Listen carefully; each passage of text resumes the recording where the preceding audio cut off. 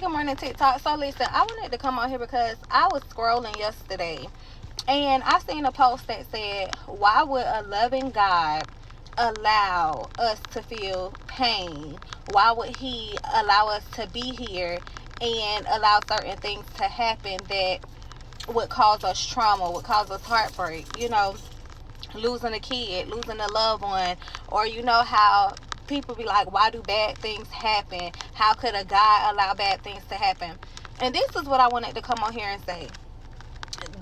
God is God, okay? God is God, and God has created us all. And in the midst of him creating us, he gave us free will, right? He gave us free will.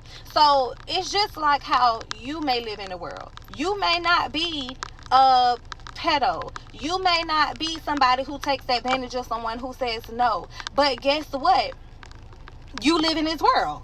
So that would be like, why was I created when I don't do those things? Or why do I have to live in a world with people that do those things? You don't do it, but yet you exist. So it's the same thing with God, right? This goes back to the deception and the fall of man in the garden.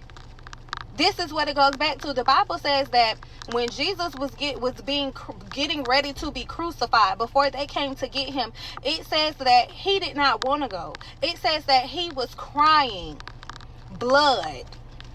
He was vexed in his spirit. He didn't do nothing to nobody. Jesus didn't do nothing to nobody except spoke the truth. All Jesus did was shine light in the dark places. Yet people wanted to crucify him. Not because of anything that he did. You don't think that his mama was hurt? You don't think his daddy or his siblings were hurt? His friends were hurt? They were hurt too. They didn't understand either. They didn't understand, why do they want to unalive him? Why are they tracking him down? Why do they want to take his life? But it happened.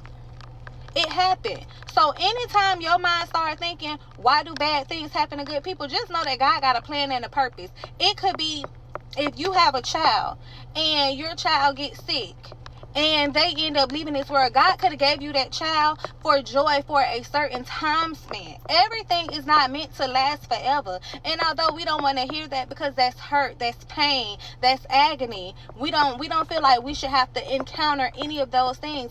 But if you live in this world, you're going to encounter stuff that's not fair. Life is not fair.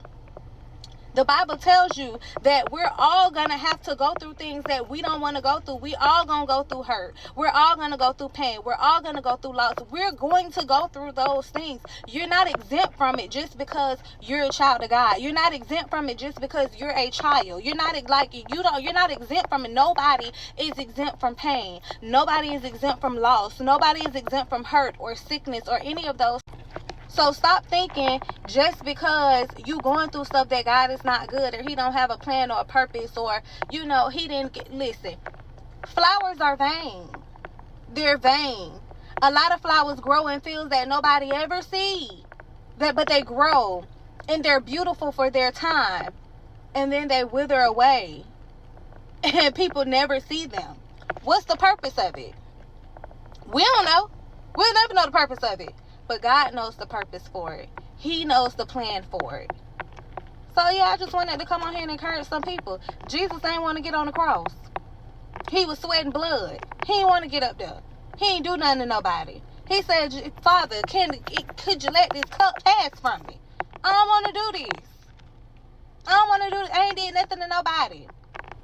I got to go through this because they was disobedient in the garden.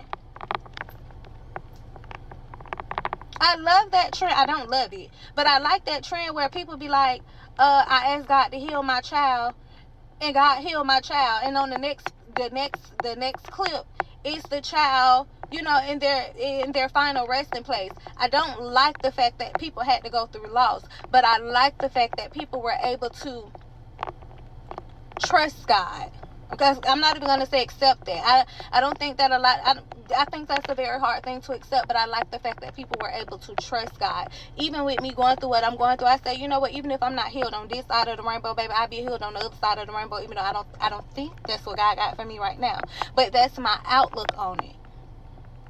Because you don't know. We don't know. Like, we just don't know. I had a friend My friend wanted to have children so bad. She wanted children so bad. She had multiple pregnancies, and none of them ever were successful. And at 33 years old, my friend passed away from pancreatic cancer. She was diagnosed with pancreatic cancer, I think, at like 28 or 29 years old. And so when I thought about it, I said, well, maybe that's why God never allowed for her to have children, because he knew that he was going to take her early. That was about 3 years ago or 2 years ago. So you never know. You just never know. You never know the reasoning as to why God do certain things. You never know. It hurts us because we're still here and we're still living and we're still breathing. But the Bible says your life is nothing but a vapor, here today and gone tomorrow. Bye, y'all.